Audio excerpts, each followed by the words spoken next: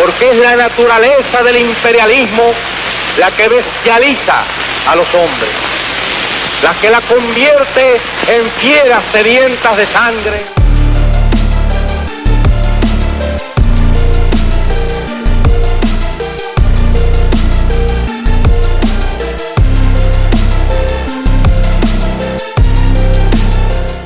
Hi friends, welcome to behind the truth. నేను మీ విజయ్ సాతు.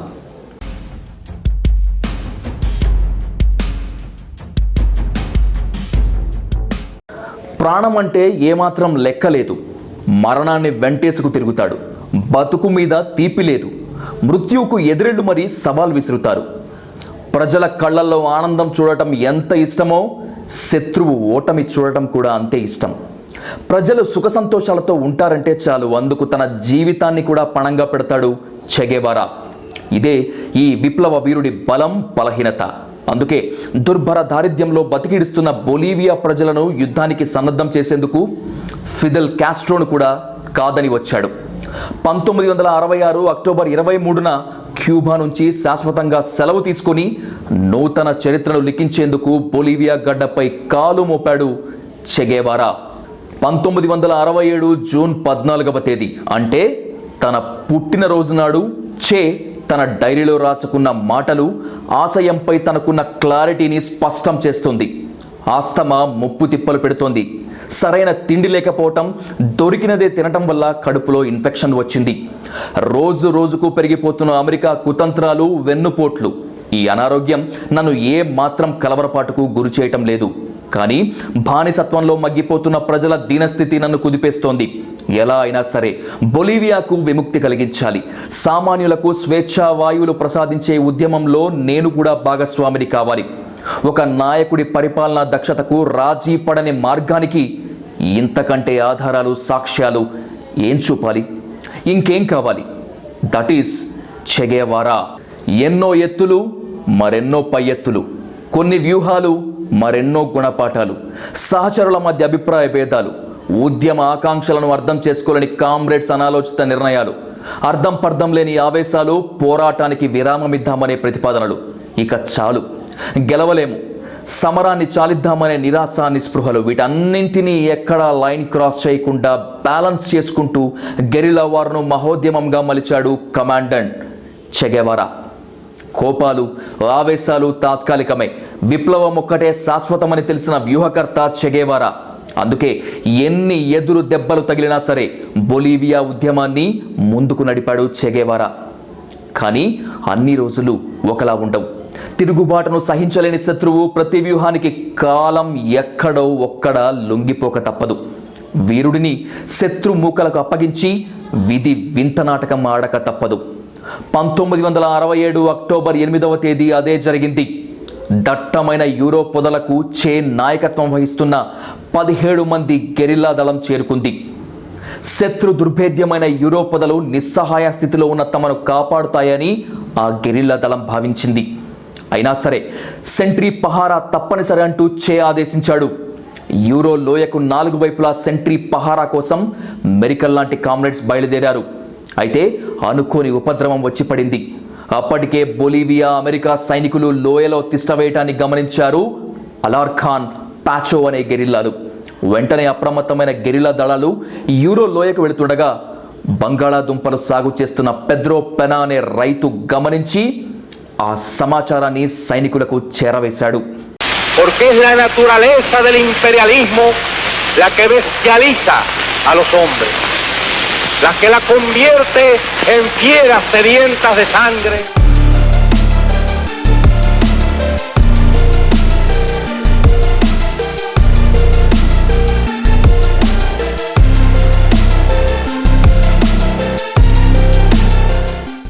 ఆహారం సిద్ధంగా ఉంది అంటే నెత్తుటి పిశాచాలు ఊరికే ఉంటాయా?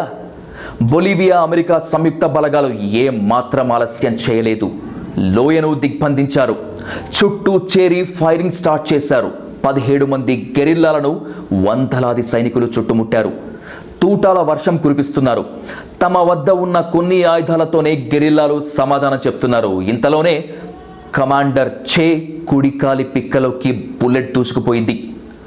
దాదాపు 22 గంటలు కాల్పులు జరిపారు. చివరికి 2 గెరిల్లాలు బొలీవియన్ సైనికులకు తీవ్ర గాయాలతో పట్టుబడ్డారు.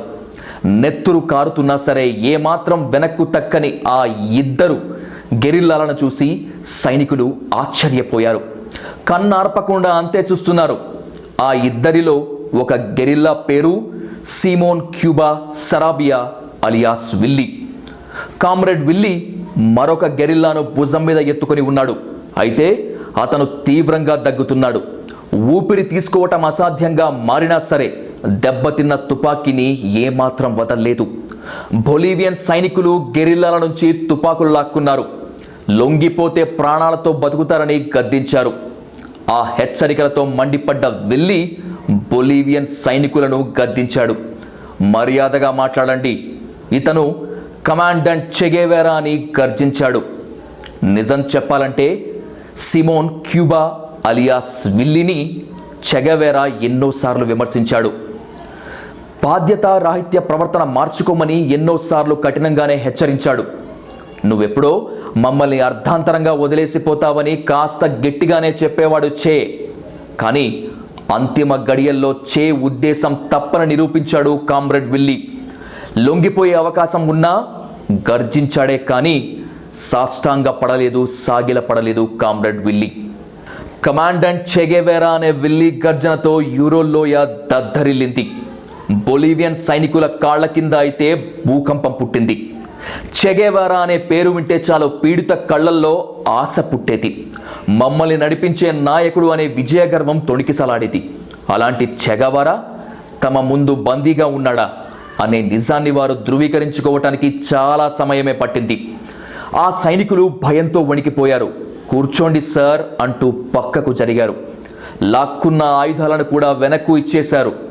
నీ పేరేమిటి? సైనికుడిని ఉద్దేశిస్తూ చే ప్రశ్న ఇది. నా పేరు కార్పోరల్ ఎన్ బల్బోవా హెల్లాస్ అంటూ సైనికుడు ఆరాధనాభావంతో బదులిచ్చాడు. చాలా బాగుంది, ఒక గెరిల్లాకు ఉండాల్సిన పేరు అంటూ చిరునవ్వుతో చెప్పాడు చే. ఇంతలోనే ఆర్మీ ప్లాటూన్ కెప్టెన్ ప్రాదో వచ్చి పట్టుబడింది చెగేవేరానే అని నిర్ధారించుకున్నాడు. ప్రాదో ఉద్వేగంతో ఉక్కిరిబిక్కిరయ్యాడు. ఇంతలోనే కమాండర్ను లాహిగ్యూరాను అనే ప్రదేశానికి తీసుకురావాలని కెప్టెన్ ప్రాదోకు హెడ్ క్వార్టర్స్ నుంచి ఆదేశాలు అందాయి. కట్టుదిట్టమైన భద్రత మధ్య తరలిస్తుండగా నెత్తుటి మడుగులో ఉన్న బొలీవియన్ సైనికులను చూసి కమాండర్ చెగేవేరా ఆగిపోయాడు. గాయాలతో బాధపడుతున్న సైనికులకు వైద్యం చేసి కానీ ఇక్కడ నుంచి కదలనని తెగేసి చెప్పాడు.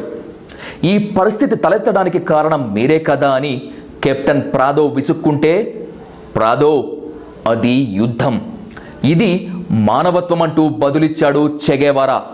వెంటనే డాక్టర్గా మారిపోయి తన గాయాలకు వైద్యం చేసుకోకుండా నెత్తురొడుతున్న సోల్జర్స్ గాయాలకు ప్రాథమిక చికిత్స చేసిన మానవతామూర్తి చెగేవేరా. లాహిగ్యూరాలో చెగేవేరా ఇంటరాగేషన్ స్టార్ట్ అయింది. 3 ఆర్మీ అధికారులు చే నుంచి సమాచారం రాబట్టడానికి శతవిధాలుగా ప్రయత్నిస్తున్నారు. వారిని తన మౌనంతో ముప్పు తిప్పలు పెడుతున్నాడు చే. వారి సహనాన్ని అంతా పరీక్షించాక తానేమీ మాట్లాడదలుచుకోలేదనే విషయాన్ని కూల్గా చెప్పాడు. కల్నల్ సెలిచ్ అనే అధికారి ముందు నీకు షేవింగ్ చేయిస్తే బాగుంటుంది అంటూ చే గడ్డంపై చేయి వేశాడు. అంతే, కల్నల్ సెలిచ్ను ఈడ్చి తన్నాడు చెగేవేరా. కార్లోస్ పెరోజ్ అనే మరో సైనికాధికారి చెగేవేరా జుట్టు పట్టుకొని పైకి లేపి ముఖంపై కాండ్రించి ఉమ్మేశాడు. చెగేవేరా కూడా అదే స్థాయిలో ఉమ్మేసి ఎగిరి తన్నాడు. చెగేవేరా దెబ్బకు కార్లోస్ ఎగిరి అమాంతం కింద పడ్డాడు. చివరికి కొందరు సైనికులు వచ్చి పట్టుకుంటే కానీ చెగేవేరా కోపం చల్లారలేదు. ఇది చాలదా నిర్బంధంలో ఉన్న చెగేవేరా శత్రువుల ముందు జీ హుజూర్ అనలేదని చెప్పడానికి, నమ్మిన సిద్ధాంతం కోసం కడ వరకు రాజీ పడని ధీరుడు చే అని గర్జించడానికి. Porque es la naturaleza del imperialismo la que bestializa a los hombres, la que la convierte en fieras sedientas de sangre.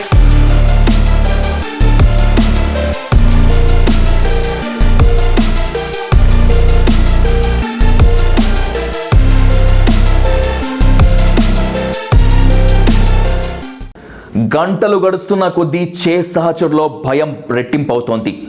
Tension చుట్టుముట్టి ఊపిరిని ఆపే ప్రయత్నం చేస్తోంది. కామ్రేడ్ విల్లీ చెగేవేరా ప్రాణాలతో ఉండనిస్తారా అనే ప్రశ్న భూతమై వెక్కిరిస్తోంది. విల్లీకి కూడా బతుకు మీద ఆశలు సన్నగిల్లుతున్నాయి. చెగేవేరా అయితే మరణానికి సిద్ధపడే ఉన్నాడు. అందుకే ఎక్కడా తలొగ్గటం లేదు.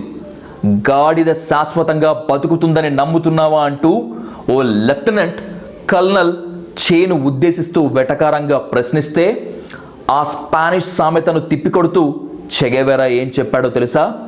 లేదు లెఫ్టినెంట్, అసలు నమ్మకం లేదు.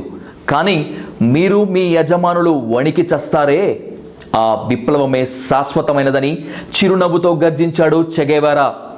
కమాండర్తో మాట్లాడటం అనుకున్నంత సులువు కాదని వెళ్ళిపోయాడు. చెగేవేరాను బంధించిన స్థలం ఒక స్కూల్. అక్కడ బ్లాక్ బోర్డ్పై ఉన్న వాక్యాలపై దృష్టి పడింది. దారుణమైన స్పెల్లింగ్ మిస్టేక్ను చూసి చెగేవేరాకు చిర్రెత్తుకొచ్చింది. ఇది రాసిన టీచర్ను కలవాలంటూ అడిగాడు. ఎందుకో అర్థం కాక జూలియా కార్తేజ్ అనే టీచర్ను పిలిపించారు అధికారులు. ఆమె వచ్చిన వెంటనే, ఇంతగా తప్పులు రాశావు, టీచర్నని చెప్పుకోవటానికి సిగ్గనిపించడం లేదా అంటూ నిలదీశాడు. క్యూబాలో స్కూళ్ళు ఇలా ఉండవని చెప్పాడు. మాది నిరుపేద దేశం అంటూ రిప్లై ఇచ్చింది కార్తేజ్. ఆమె అక్కడితోనే ఆగిపోలేదు. ఎక్కడి నుంచో వచ్చిన నీవు బొలీవియాలో పోరాటం ఎందుకు స్టార్ట్ చేశావు? మా సైనికులను చంపటమేగా మీ పని అంటూ ఎగతాళి చేసింది. డియర్ కార్తేజ్, నేను విప్లవకారుణ్ణి. అన్ని దేశాలు నావే. ఇది యుద్ధం. గెలిచినా ఓడినా సరే పోరాటం తప్పదు అంటూ చెప్పాడు చే. ఆలస్యం చెయ్యొద్దు. ఆ శక్తిని ఎక్కువసేపు ప్రాణాలతో ఉంచొద్దు. అతని శ్వాస కూడా విప్లవాన్ని రగిలిస్తుంది. శూన్యంలో నుంచి కూడా అతని ఆలోచనలు తిరుగుబాటును పుట్టిస్తాయి. కిల్ హెమ్ అనే ఆదేశాలు అమెరికా నుంచి వచ్చాయి. అది 1967 అక్టోబర్ 9 మధ్యాహ్నం 1:10 జరగబోయే ఉత్పాతాన్ని ముందుగానే గుర్తించిందో ఏమో, ఆకాశాన్ని నల్లమప్పులు కమ్మేశాయి.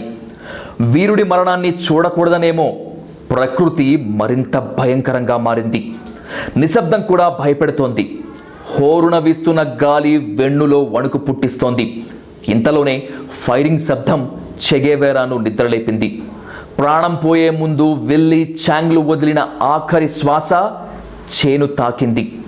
ఇంతలోనే చెగేవేరాను బంధించి ఉన్న గది తలుపు మెల్లగా తెరుచుకుంది.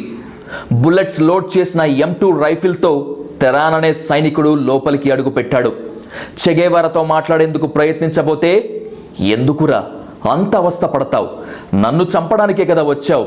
ఇది నాకు తెలుసు, పిరికి పంద, చంపు అంటూ గర్జించాడు కమాండర్ చెగేవేరా.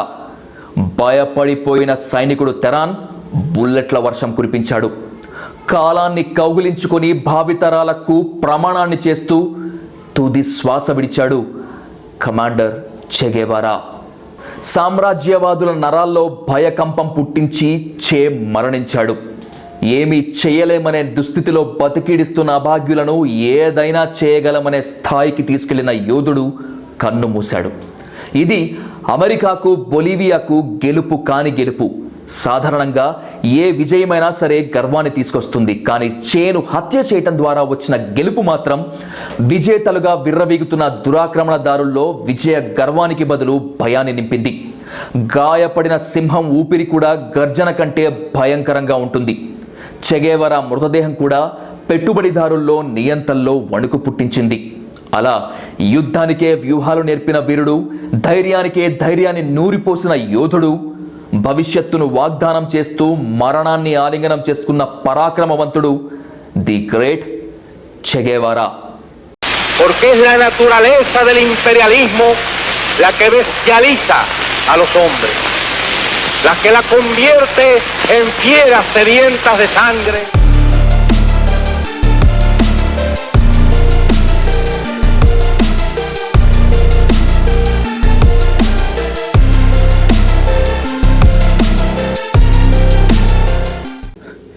ఈ వీడియో గనక మీకు నచ్చినట్లయితే లైక్ చేయండి, షేర్ చేయండి.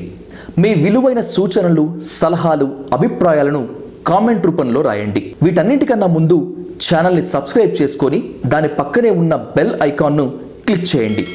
మున్ముందు మేము చేయబోయే మరిన్ని వీడియోలు ఆ బెల్ ఐకాన్ క్లిక్ చేయడం ద్వారా నోటిఫికేషన్ ముందుగా మీకే వస్తుంది. Thank you.